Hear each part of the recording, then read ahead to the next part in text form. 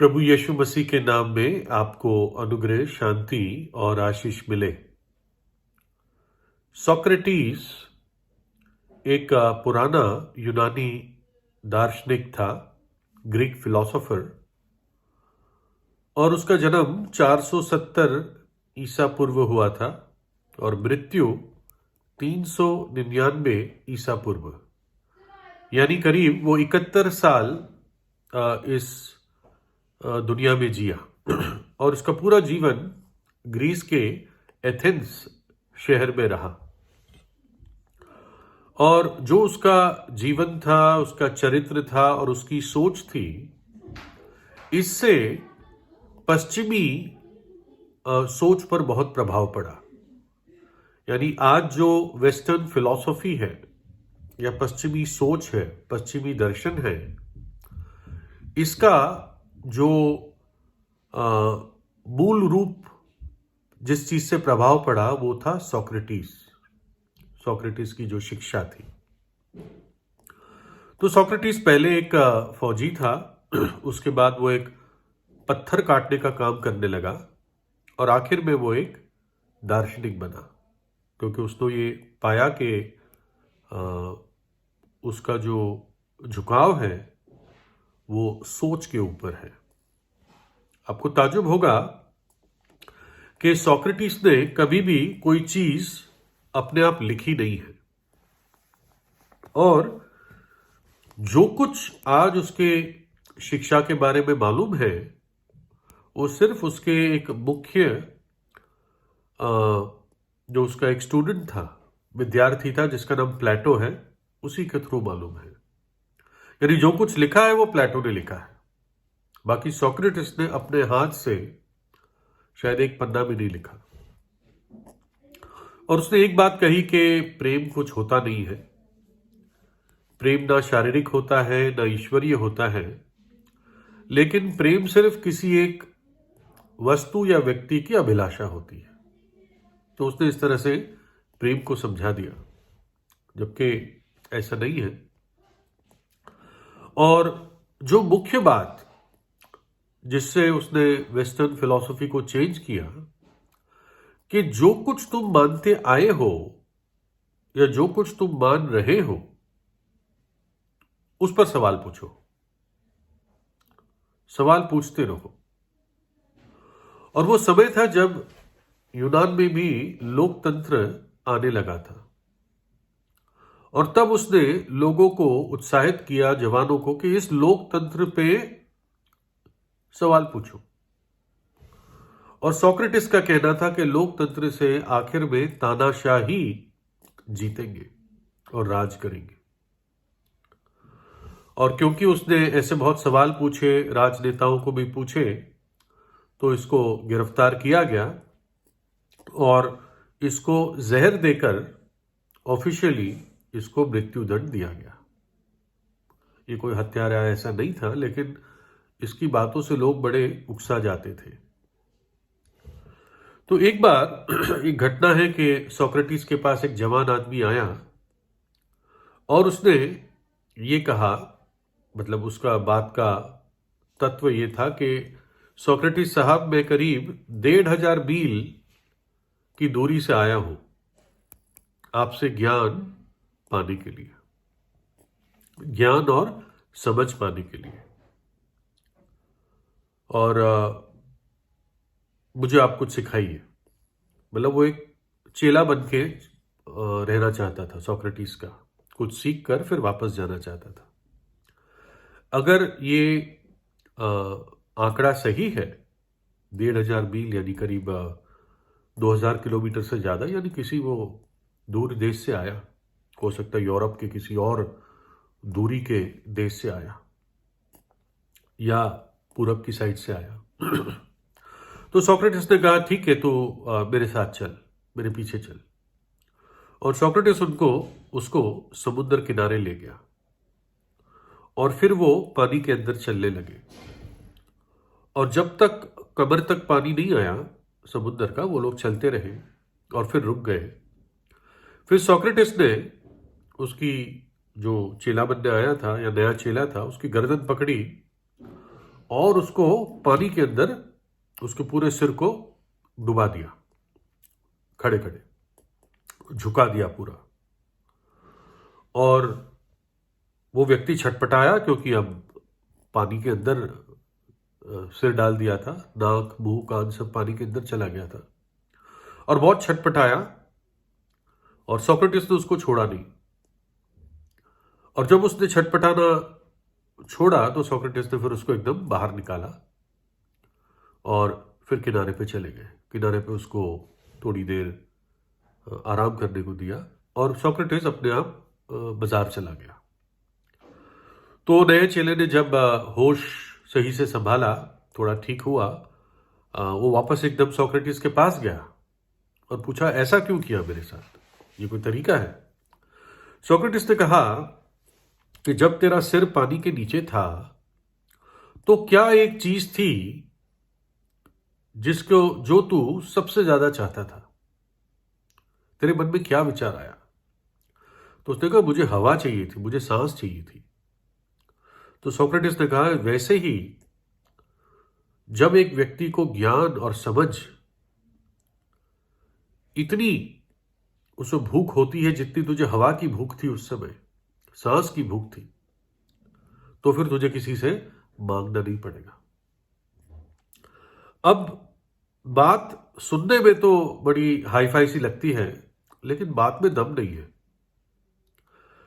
देखिए, वो आया था बेचारा एक गुरु की तरह सोक्रेटिस को एक्सेप्ट करने, इतने दूर से चल के आया था। जब चाह रहा था तभी तो इतना दूर से चल के आया, किसी लाभ के लिए नहीं आया था वो, मॉनिटरी या आर्थिक लाभ के लिए। वो सोक्रेटिस से ज्ञान चाह रहा था। सोक्रेटिस की इस तरह से लोकप्रियता फैली हुई थी। लेकिन उसको ये कह देना कि जब तेरी भूख सही हो जाएगी, इतनी बढ़ जाएगी, तो तुझे किसी से मांगना नहीं पड़ेगा। तो चलो, जो भी होगा, हो सकता है कुछ ऐसी बात है जो आम आदमी को पल्ले ना पड़े, लेकिन जो मेरी सोच है उसके अनुसार ये निराशा देने वाला एक जवाब था सोक्रेटिस का। लेकिन फिर भी मैं एक बात बता सकता हूं, सोक्रेटिस तो अपने आप में एक मनुष्य था, उसके अंदर कमियां थी, उसको मृत्यु दे दी गई, वो मर गया, चला गया, और उसकी बातें आज लोग याद करते हैं। लेकिन ऐसे लोग हैं इस जीवन में जो परमेश्वर के भूखे और प्यासे होते हैं, सत्य के भूखे और प्यासे होते हैं, अनंत जीवन के भूखे और प्यासे होते हैं, और उनको वो प्राप्त होता है, क्योंकि परमेश्वर है जो उनको उनकी भूख के अनुसार देता है ना? प्रभु ने कहीं भी अपने वचन में ऊट पटांग जवाब नहीं दिए, जैसे सोक्रेटिस ने अपने एक सिंसियर चेले को दिए। मैं कुछ वचन पढ़ता हूं भजन संहिता से। यहां पर एक प्रार्थना है जो एक परमेश्वर का दास प्रार्थना करता है। हे परमेश्वर, तू मेरा ईश्वर है, मैं तुझे यत्न से ढूंढूंगा। सूखी और निर्जल ऊसर भूमि पर मेरा मन तेरा प्यासा है, मेरा शरीर तेरा अति अभिलाषी है। फिर, जैसे हिरनी नदी के जल के लिए हाँफती है, वैसे ही हे परमेश्वर मैं तेरे लिए हाँफता हूं। जीवते ईश्वर परमेश्वर का मैं प्यासा हूं, मैं कब जाकर परमेश्वर को अपना मुंह दिखाऊंगा। इसकी भूख और प्यास देखें आप। एक स्त्री थी जिसके जीवन में बहुत गड़बड़ी थी, कभी वो सेटल नहीं हो पाई किसी भी आदमी के साथ, किसी भी पति के साथ। 5 पति कर चुकी थी। प्रभु यीशु उसको कहता है, परंतु जो कोई उस जल में से पिएगा जो मैं उसे दूंगा, वह फिर अनंत काल तक प्यासा ना होगा, वरन जो जल मैं उसे दूंगा वह उसमें एक सोता बन जाएगा जो अनंत जीवन के लिए उबड़ता रहेगा। जो जीवन का जल मैं दूंगा, प्रभु यीशु कहता है, जिस व्यक्ति को, वो व्यक्ति अनंत काल तक प्यासा या प्यासी नहीं रहेगी। फिर प्रभु यीशु कहता है, यीशु ने उनसे कहा, जीवन की रोटी मैं हूं, जो मेरे पास आएगा वो कभी भूखा ना होगा, और जो मुझ पर विश्वास करेगा वो कभी प्यासा ना होगा। एक प्रधान था जिसके बारे में पहले भी बताया है, लिखा है, और जब वह निकलकर मार्ग में जा रहा था, प्रभु यीशु जा रहा था, तो एक मनुष्य उसके पास दौड़ता हुआ आया और उसके आगे घुटने टेक कर उससे पूछा, हे उत्तम गुरु, अनंत जीवन का अधिकारी होने के लिए मैं क्या करूं? प्रभु मुझे बता, मुझे अनंत जीवन कैसे मिल सकता है? उसको बड़ी भूख थी और उसने पहचाना कि प्रभु यीशु ही मुझे उत्तर दे सकता है। लेकिन इस व्यक्ति के जीवन में एक पाप था। वो पैसे को अपना ईश्वर मानता था, और जब प्रभु यीशु ने उसके इस पाप को दिखाया तो वो निराश होकर चला गया, क्योंकि वो बहुत धनी था। परमेश्वर एक शिकायत करता है ना? हम सोचेंगे परमेश्वर कैसे शिकायत कर रहा है? सर्वशक्तिमान सृष्टिकर्ता कैसे शिकायत कर रहा है? और वो कहता है, क्योंकि मेरी प्रजा ने दो बुराइयां की है। उन्होंने मुझ बहते जल के सोते को त्याग दिया है, और उन्होंने हौद बना लिए, वरन वैसे हौद जो टूट गए हैं और जिनमें जल नहीं रह सकता। परमेश्वर की क्या दो शिकायतें हैं?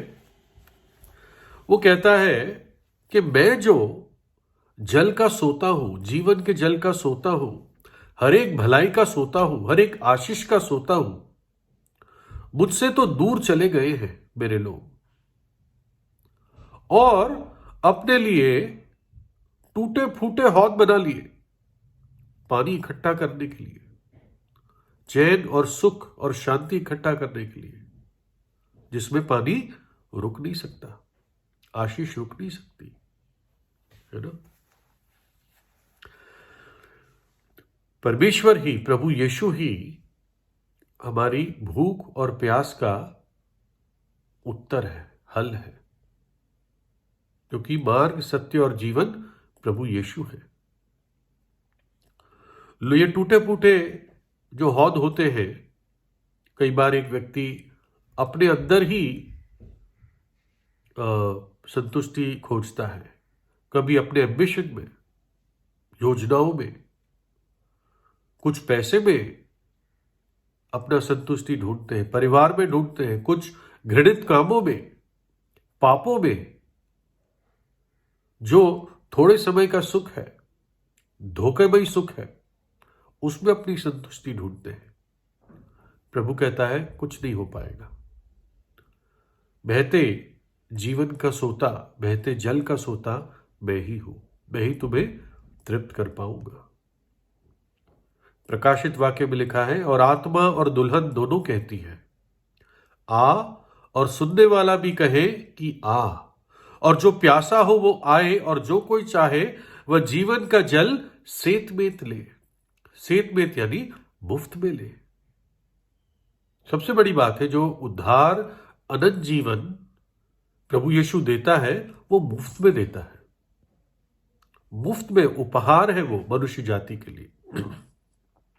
अगर आप सत्य के सच्चे खोजी हैं, सच्चे खोजी हैं, तो ये मेरी चैलेंज है, मेरी चुनौती है कि अगर आप सच्चे हृदय से, सच्चे और जीवित परमेश्वर को पुकारेंगे अपने हृदय से कि तू जो कोई है अपना दर्शन मुझे दे, अपने आप को मुझ पर प्रकट कर, तो मैं आपको गारंटी देता हूं कि प्रभु यीशु ही आप पर प्रकट होगा। कैसे होगा मुझे नहीं मालूम, लेकिन अगर आप रियल सीकर ऑफ ट्रूथ है, परमेश्वर के भूखे और प्यासे हैं, सच जानना चाहते हैं, मैं कौन हूं, मैं क्यों आया हूं, मैं कहां जा रहा हूं। कौन है वो परमेश्वर जिसने मेरी सृष्टि की। तो आपने अपने दिल से एक सच्ची पुकार आप कीजिएगा। एक ही चीज आपको रोक सकती है, वो आपका पाप है। इसलिए अपने पाप से पश्चाताप कीजिए और प्रभु यीशु से प्रार्थना कीजिए। कलवरी के क्रूस पर उसने अपना प्राण दिया और वो मृतकों में से तीसरे दिन जी उठा।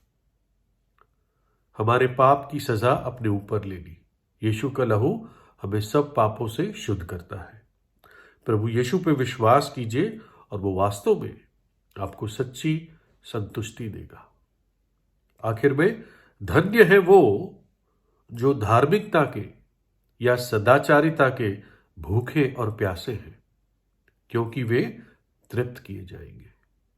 अगर आप सत्य के लिए, परमेश्वर के लिए, धार्मिकता के लिए, धर्म नहीं, धार्मिकता, सदाचारिता के लिए भूखे प्यासे हो, तो प्रभु कहता है तुम तृप्त किए जाओगे।